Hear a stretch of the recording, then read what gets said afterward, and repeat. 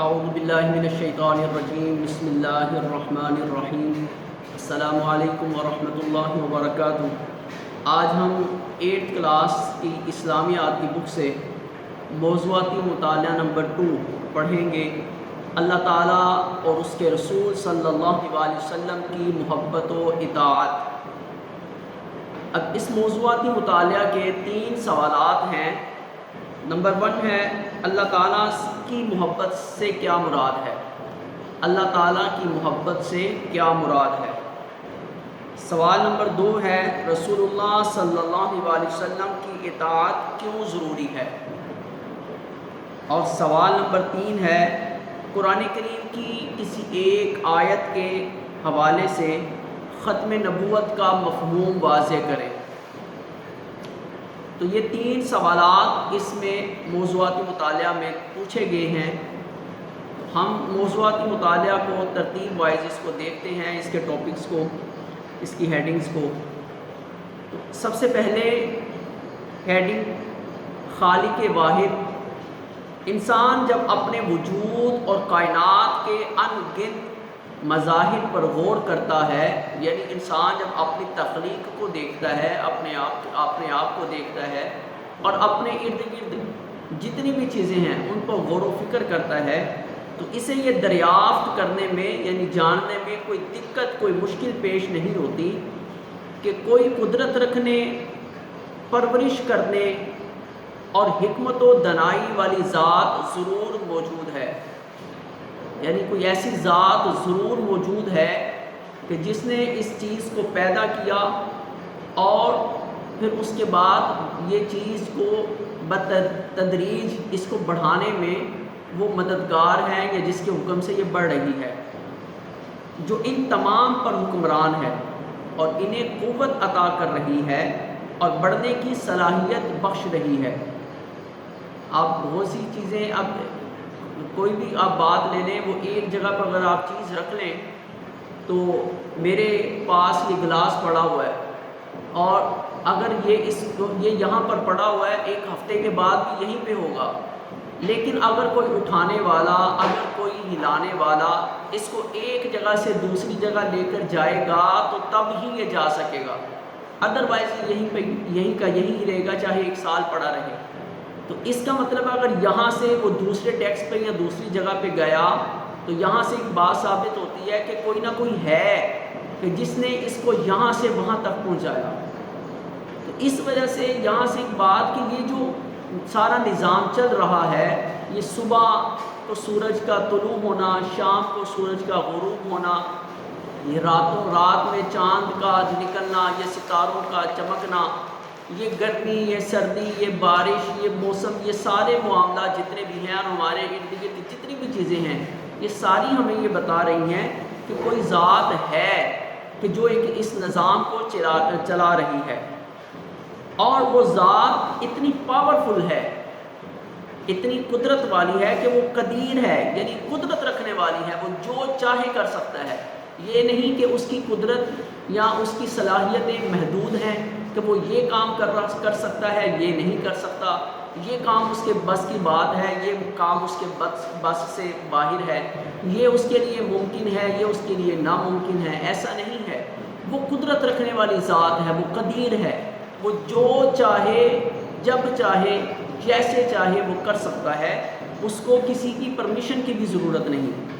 خالق ہے یعنی پیدا کرنے والا ہے، رب ہے، حکیم بھی ہے کہ اس قدر وسیع کائنات کو حکمت سے چلا رہا ہے۔ اس قدر وسیع کائنات، اس کائنات میں صرف ہمارا ملک پاکستان نہیں ہے یا یہ ایشیائی ممالک نہیں ہے، بلکہ پوری روئے زمین، اور روئے زمین پر صرف خشکی والا حصہ نہیں، سمندر بھی آتا ہے اس میں، اور سمندر کی تہوں کے اندر جو مخلوقات ہیں وہ بھی اسی میں آتی ہیں، ان سب کو وہ پال رہا ہے اور سب ایک نظام کے تحت وہ چل رہے ہیں۔ انسان سوچتا ہے کہ جب ایک کرسی، ایک میز اور ایک مٹی کا پیالہ بھی بغیر کسی بنانے والے کے تیار نہیں ہوتا، تو یہ زمین، یہ آسمان، یہ چاند، یہ سورج، یہ انسان، یہ اس کے وجود میں بے شمار قوتیں یہ جو ہیں وہ بھی تو کسی خالق کی قدرت اور حکمت سے پیدا ہوئی ہوں گی۔ جب ایک کرسی یا ایک میز یا ایک معمولی سی چیز بھی جو آپ دیکھیں، یہ ایک پین ہے، یہ بک ہے، یہ کیمرہ ہے جس سے ہم ریکارڈنگ کر رہے ہیں، یہ اس کا نیچے سٹینڈ ہے، کچھ بھی چیزیں ہیں وہ بغیر کسی بنانے والے کے نہیں بن سکتی۔ تو پھر اتنی بڑی کائنات کیسے بن سکتی ہے بغیر کسی بنانے والے کے؟ تو ان چیزوں پر غور کیا جائے تو یہاں سے محسوس ہوتا ہے کہ واقعی کوئی نہ کوئی ذات ہے، اور جب اس کا مزید غور و فکر کیا جائے، اس کی ڈیپتھ میں جایا جائے، تو پیچھے معلوم ہو جائے گا کہ یہ اللہ ہی کی ذات ہے۔ اللہ کی ذات کے علاوہ کسی کے اندر اتنی پاور نہیں، اتنی قدرت نہیں، اتنی صلاحیت نہیں، اتنی طاقت نہیں کہ یہ سارا کچھ بنا سکے اور اس نظام کو ایک احسن طریقے سے چلا سکے۔ یہ اللہ ہی کی ذات ہے، یہ اللہ ہی کی ذات ہے جس کی تخلیق کے جلوے ہر جگہ نمایاں ہیں، یعنی کہ جس طرف دیکھیں اسی کی تخلیق کے جلوے نمایاں ہوتے ہیں، وہی نظر آتا ہے، اور اسی کی بنائی ہوئی اشیاء ہماری آنکھوں کے سامنے گھومتی ہیں۔ انسان کی عظمت اسی میں ہے کہ وہ اپنے خالق کو تسلیم کرے، اس کی محبت میں سرشار رہے اور اس کے احکام پر عمل کرے۔ قرآن مجید نے اسی جانب اشارہ کرتے ہوئے ارشاد فرمایا، یا ایھا الناس اعبدوا ربکم الذی خلقکم، اے لوگو اپنے اس رب کی عبادت کرو جس نے تم کو پیدا کیا۔ کتنی خوبصورت بات کہی کہ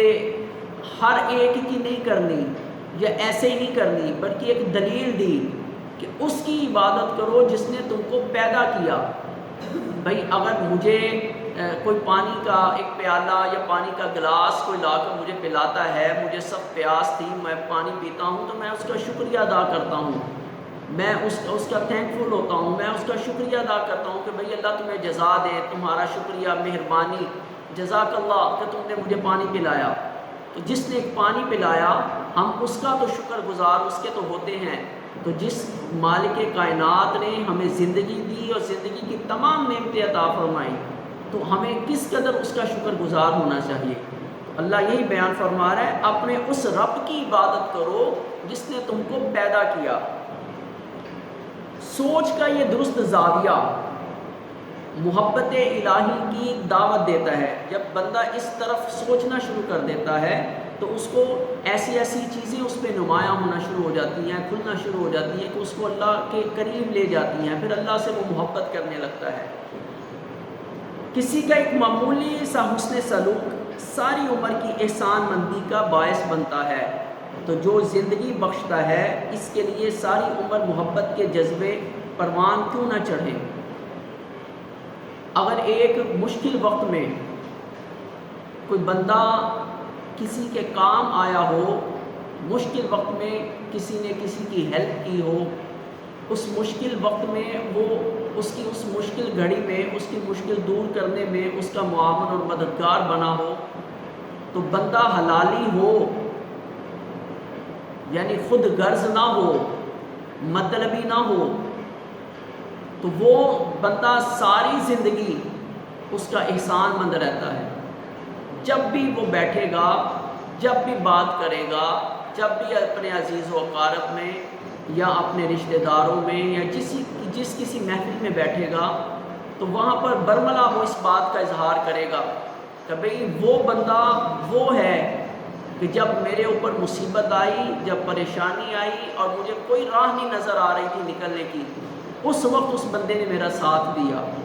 تو ایک معمولی سی یا ایک جس بھی قسم کی پریشانی سے نکلنے کے لیے اگر کوئی بندہ کسی کی مدد کرتا ہے تو وہ ساری زندگی اس کا احسان مند رہتا ہے۔ تو جس مالک نے یہ سب کچھ عطا کیا تو پھر اس کے لیے محبت کے جذبات کیوں نہ پروان چڑھے، اس سے محبت کیوں نہ ہو۔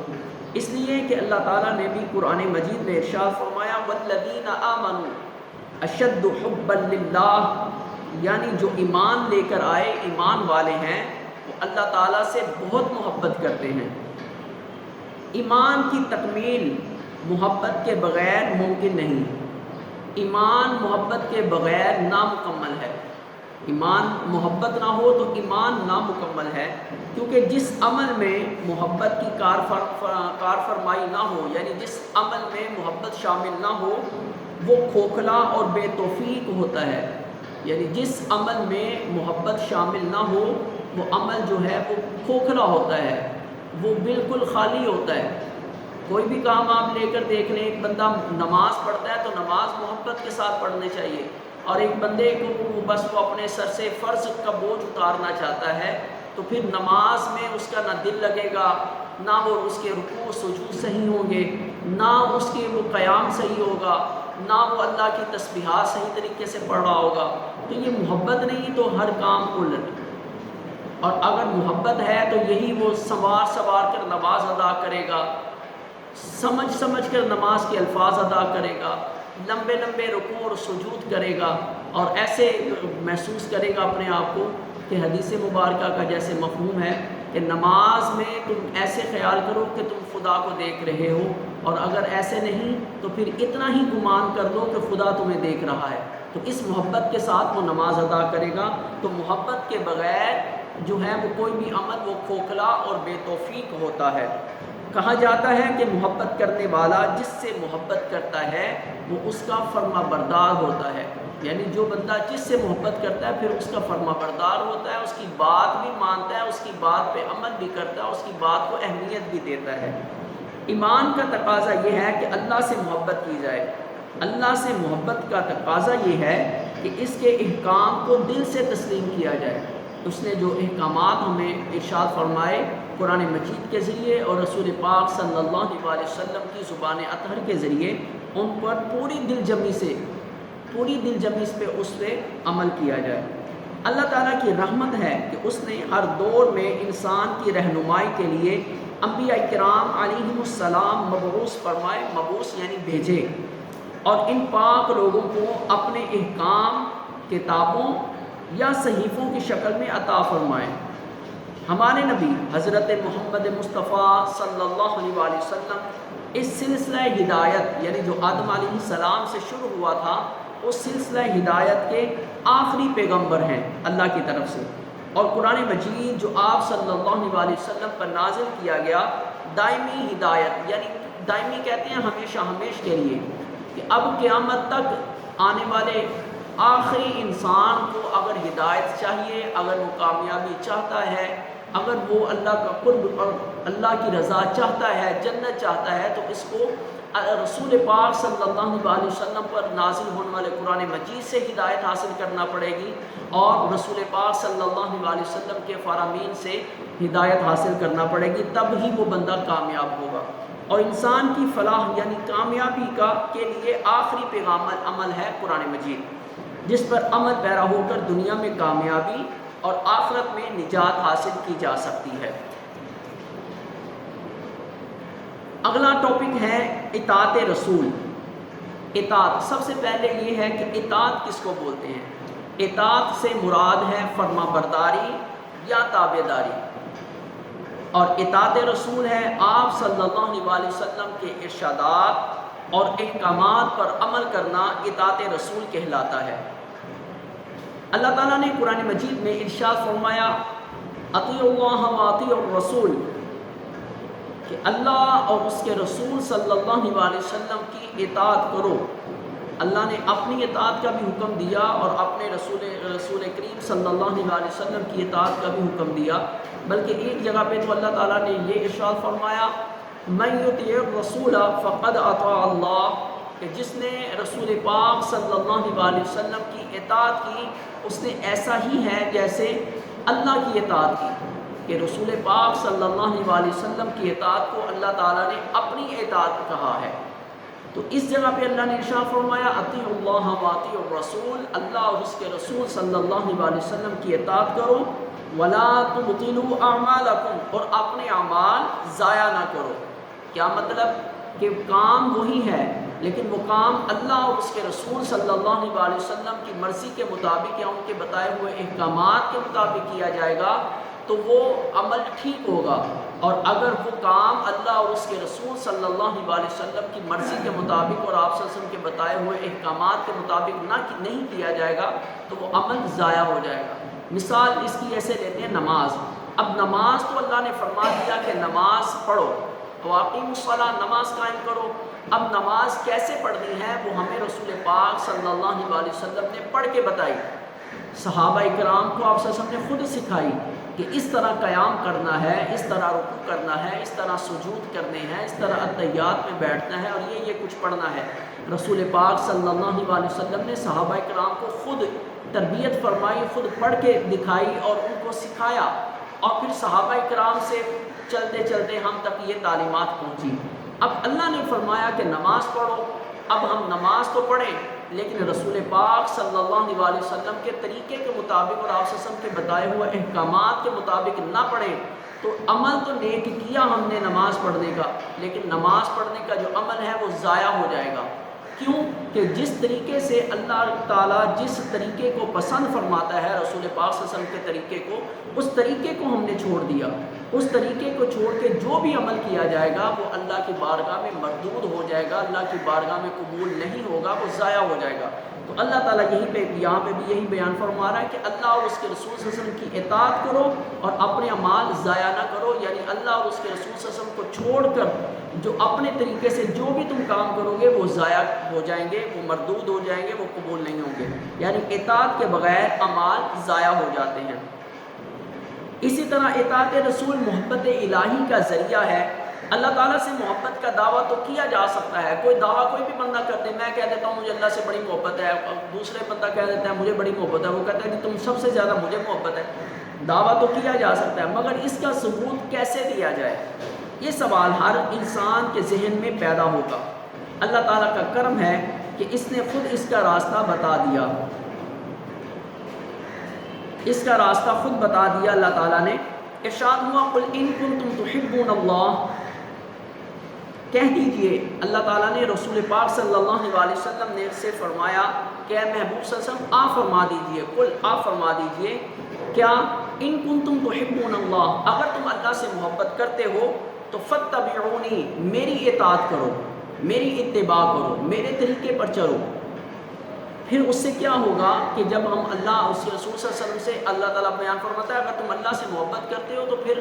میرے رسول صلی اللہ علیہ وسلم کے طریقے پر چلو، تو پھر کیا ہوگا، یحببکم اللہ، پھر اللہ تم سے محبت کرے گا۔ پہلے تو تم بات کر رہے ہو نا کہ اللہ سے مجھے محبت ہے، لیکن میرے نبی صلی اللہ علیہ وسلم کے طریقے پہ چلو گے تو پھر تمہیں کہنے کی ضرورت نہیں پڑے گی، بلکہ اللہ تم سے محبت کرے گا۔ یحببکم اللہ، اللہ تم سے محبت کرے گا۔ وَيَغْفِرْ لَكُمْ ذُنُوبَكُمْ، اور تمہارے گناہ تمہاری غلطیاں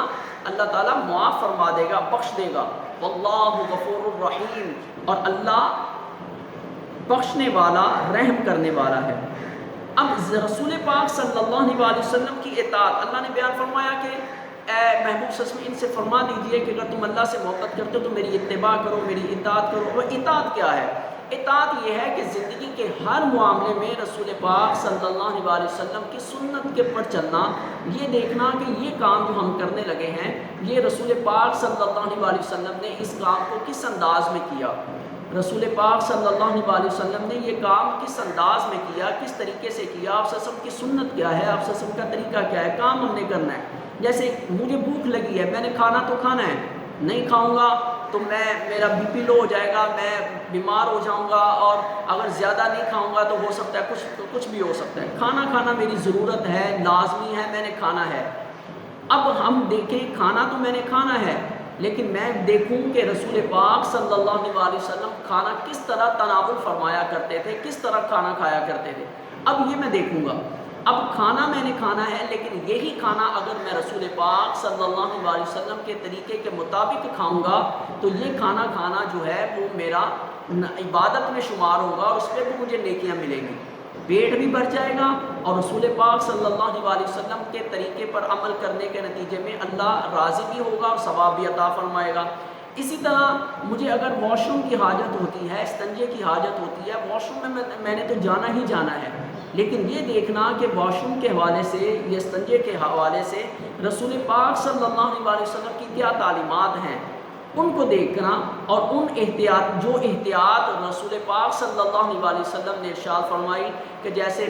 جو پیشاب کے چھینٹوں سے بچنا چاہیے، طہارت کا خاص خیال رکھنا چاہیے، ان چیزوں کی جو احکامات جو آپ صلی اللہ علیہ وسلم نے ارشاد فرمائے، جو احتیاط بتائیں، اگر ان کو میں اپنا لوں گا، اس پہ عمل کر دوں گا، تو یہی عمل میرا عبادت میں شمار ہوگا اور اسی پر اللہ اپنی رضا بھی عطا فرمائے گا اور نیکیاں بھی عطا فرمائے گا۔ یہ ہے اتباع، جو اللہ تعالیٰ نے ارشاد فرمایا تحبون اللہ فاتبعونی، میری اتباع کرو، یہ اتباع ہے کہ زندگی کے ہر کام میں رسول پاک صلی اللہ علیہ وسلم کی بارگاہ کی طرف دیکھنا کہ یہ کام رسول پاک صلی اللہ علیہ وسلم نے کیسے کیا۔ اسی طرح سونے کا طریقہ جو ہے، وہ سونے کا طریقہ جو ہے وہ کس طریقے سے آپ صلی اللہ علیہ وسلم جب احرام فرمایا کرتے تھے تو آپ صلی اللہ علیہ وسلم کا کیا طریقہ تھا، کس طرح آپ صلی اللہ علیہ وسلم اپنے بستر پہ لیٹا کرتے تھے، کس پہلو میں لیٹا کرتے تھے، اور سونے سے پہلے آپ صلی اللہ علیہ وسلم کے کیا اعمال ہیں، کیا کچھ آپ صلی اللہ علیہ وسلم پڑھا کرتے تھے۔ جب آپ نیند سے بیدار ہوتے تو آپ صلی اللہ علیہ وسلم اللہ کا شکر ادا کرنے کے لیے کون سی دعائیں پڑھا کرتے تھے۔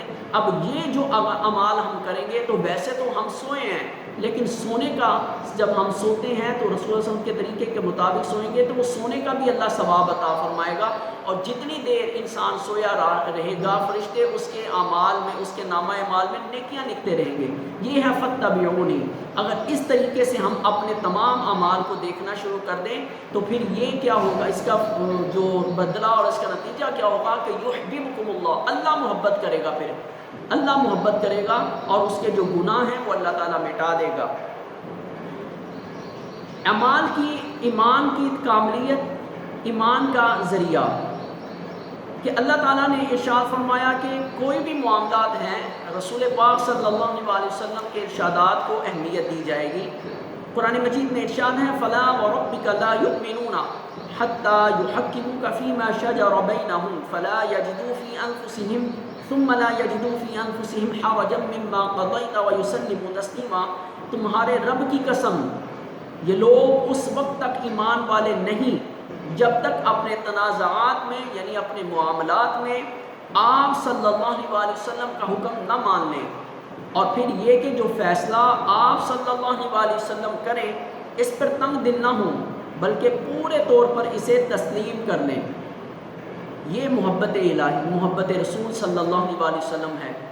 کہ جو کام آپ صلی اللہ علیہ وسلم کو پسند ہے وہ کام کرنا، جو کام آپ صلی اللہ علیہ وسلم کو ناپسند ہے اس کام سے باز رہنا،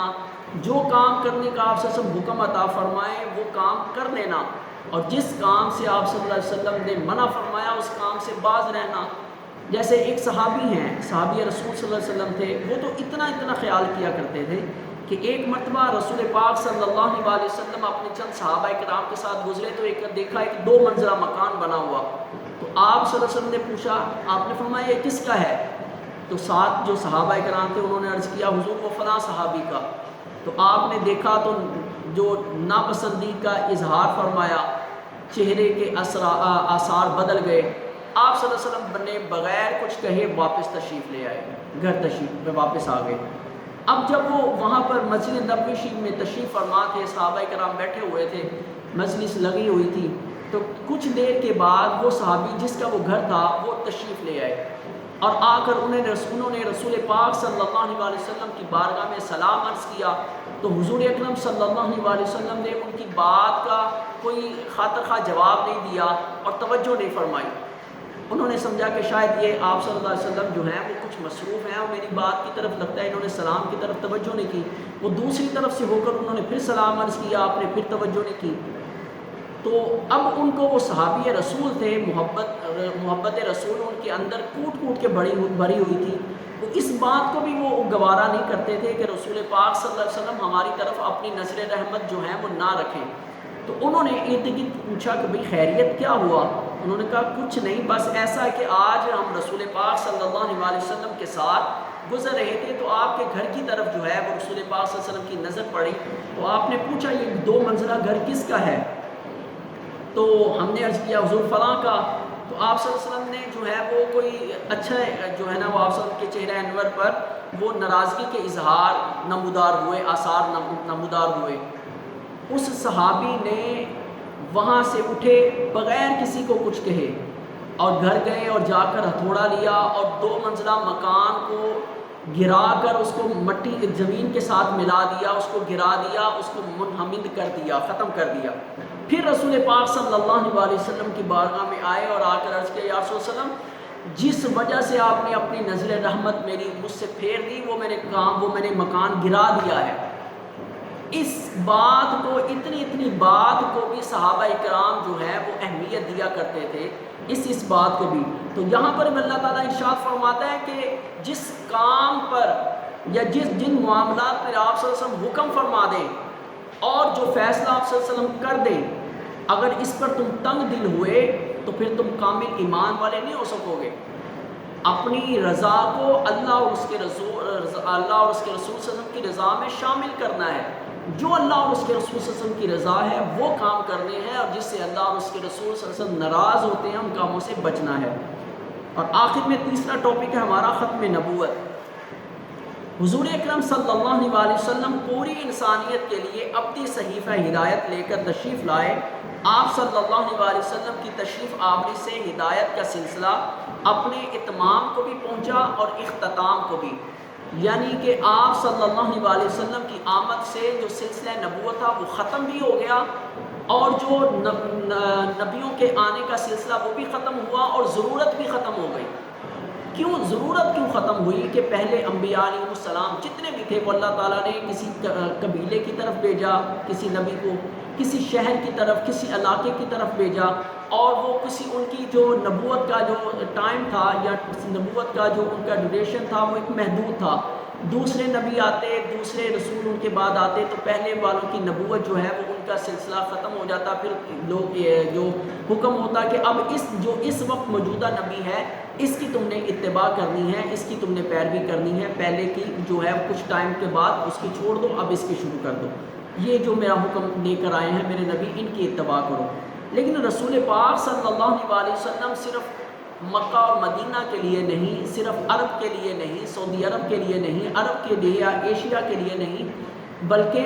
پوری دنیا کے لیے، دنیا کے انسانوں کے لیے، اور صرف سال 2 سال 100 سال 1000 سال کے لیے نہیں، بلکہ قیامت تک کے لیے،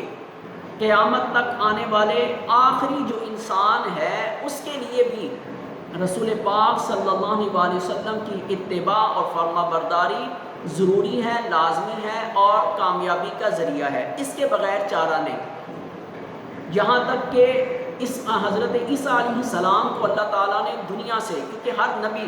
نے دنیا میں آ کر یہ دعا کی کہ اللہ ہمیں بھی ان کی امت میں شامل فرما جو تیرے محبوب ہیں۔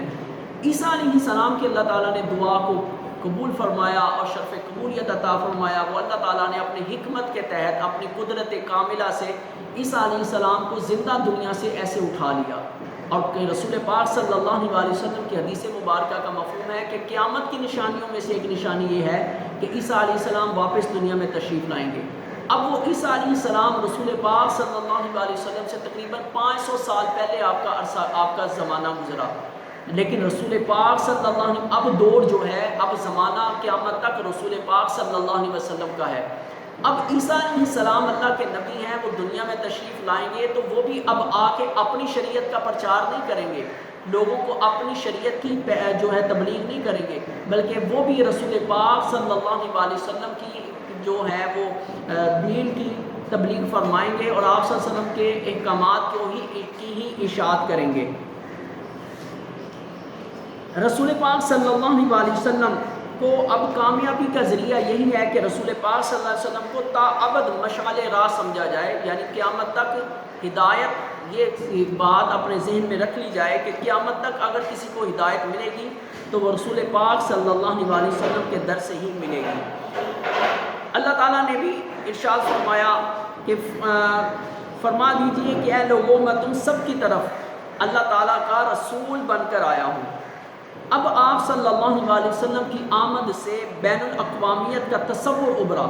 یعنی انٹرنیشنل بات پھر وہی کہ صرف جو ہے وہ ایک ملک کے لیے، ایک خطے کے لیے، صرف ایشیا کے لیے، عرب کے لیے، افریقہ کے لیے، یورپ کے لیے نہیں، بلکہ پوری دنیا کے لیے اور قیامت تک کے لیے ایک مرکز، یعنی بیت اللہ شریف، جس کی طرف دنیا بھر کے تمام لوگ جو ہیں وہ اسی کی طرف، بیت اللہ شریف کی طرف منہ کر کے نماز ادا کرتے ہیں، دنیا میں جہاں پہ بھی ہوں۔ حکم ہے کہ جب نماز ادا کرنی ہے تو بیت اللہ کے گھر بیت اللہ شریف کی طرف منہ کر کے نماز ادا کرنی ہے. ایک مرکز، ایک اسوہ یعنی رسول پاک صلی اللہ علیہ وسلم کی پاکیزہ زندگی اور آپ صلی اللہ علیہ وسلم کے معمولات، ایک صحیفہ یعنی قرآن پاک. اس نے مل کر ان سب چیزوں نے پوری انسانیت کو، پورے انسانوں کو، پورے مسلمانوں کو، رسول پاک صلی اللہ علیہ وسلم کے حدیث مبارکہ کا بھی مفہوم ہے کہ مسلمان کا بھائی ہے. وہ یہ نہیں کہ صرف یہ عرب والے یا پاکستان والے یا ہندوستان والے نہیں، ایک مسلمان پاکستان میں رہتا ہے اور ایک مسلمان امریکہ میں رہتا ہے، ایک مسلمان جو ہے وہ ہندوستان میں رہتا ہے، ایک مسلمان افریقہ میں رہتا ہے. تو کلمہ طیبہ کی بنیاد پر یہ سارے آپس میں بھائی بھائی ہیں. تو ان ایک مرکز، ایک اسوہ اور ایک صحیفے نے یعنی قرآن پاک نے نسل انسانی کو وحدت آشنا کر دیا، یعنی پورے ایک بنا دیا، ایک کر دیا. رسول پاک صلی اللہ علیہ وسلم کے حوالے سے رسول پاک اللہ تعالیٰ نے قرآن مجید میں ارشاد فرمایا ما کان محمد ابا احد من رجالکم ولکن رسول اللہ وخاتم النبیین، کہ محمد صلی اللہ علیہ وسلم تم میں سے کسی مرد کے باپ نہیں بلکہ اللہ کے رسول ہیں اور انبیاء کے خاتم ہیں. اللہ تعالیٰ نے واضح قرآن کریم میں ارشاد فرما دیا کہ نبیوں کا سلسلہ ختم، آپ صلی اللہ علیہ وسلم آخری نبی ہیں. آخری ایک دو باتیں غور سے سن لیں کہ رسول پاک صلی اللہ علیہ وسلم کی حدیث مبارکہ کا بھی مفہوم ہے کہ میں آخری نبی ہوں. جو اللہ کے رسول صلی اللہ علیہ وسلم کی بات کو نہیں مانتا وہ بندہ کافر، اور جو قرآن پاک کے ایک لفظ کا بھی انکار کرے وہ بندہ بھی کافر. تو اللہ تعالیٰ نے قرآن مجید میں ارشاد فرما دیا کہ اللہ رسول اللہ صلی اللہ علیہ وسلم آخری نبی ہیں. اب ہمارے لیے بات ختم، رسول پاک صلی اللہ علیہ وسلم آخری نبی ہیں. اب قیامت تک کے لیے کوئی بھی شخص آ کر یہ کہے کہ ایسے نہیں، ویسے نہیں، ایسے میں نبی ہوں یا وہ نبی ہے یا وہ نبی ہو سکتا ہے یا وہ رسول اللہ پاک صلی اللہ علیہ وسلم کے بعد نبی ہے، وہ اس طرح سے ہے، تو وہ بندہ کافر ہے. جو نبی کہے وہ بھی کافر ہے، جو نبی مانے وہ بھی کافر ہے. تو اس بات کو ذہن میں اپنے بٹھا لے